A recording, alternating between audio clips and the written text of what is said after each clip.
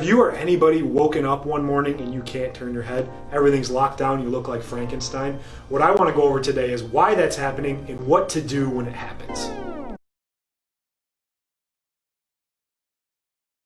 Unfortunately, this happens to me every couple months. I got a lot of degeneration in my neck because I like to bash my head into other humans playing football over the years. When I do too much, I have bad posture, I see too many patients. I've had those days where I wake up and I can't turn my head. A lot of people go, oh crap, what's going on? They start to panic and they end up doing a lot of things that make it worse over the long run. So what I want to do today is explain what's actually happening in there and what to do when it's happening and what to avoid.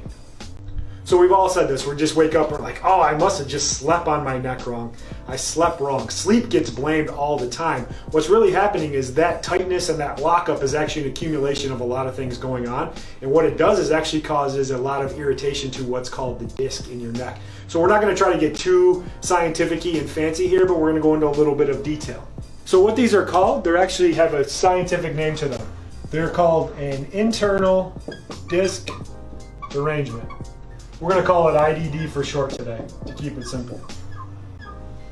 So we have our spine here, and what I wanted to actually show was the disc. We're using the lumbar ones because they're bigger and you can see, but the same thing works true for the whole entire spine. So in between your bones is this thing called a disc. It's like a jelly-like substance, and it's really good at handling shock absorption. It can handle force going straight down through the spine.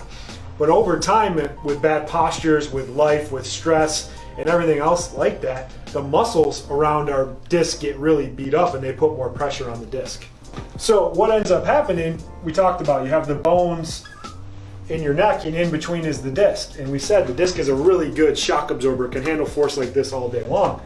Over time, the muscles in there get really beat up with bad posture, stress, life. And it develops this glue that's called adhesion. The adhesion makes the muscles weaker and less flexible. The problem people run into is the job of the muscles is to support the disc in the bones, and they can't. So it actually puts more pressure down there. Now your disc actually starts to slide and grind on itself, which it isn't designed to do. So if we cut your disc in half, it looks like this. It's got a toothpaste in the middle, and it's surrounded by these ligaments. And what happens over time is it slides and grinds. Eventually, one day, you get some micro tearing in here, and this toothpaste comes out.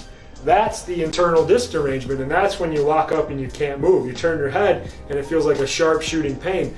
A lot of times what happens is you get some referral pain down into this area. These are really, really common. They tend to last for about 2 to 10 days. And here's the crazy part about them, they usually resolve on their own.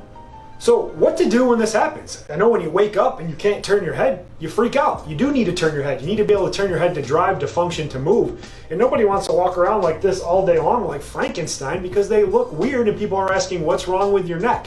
The key that happens in here, the only thing that's really going to help this in the short term is time.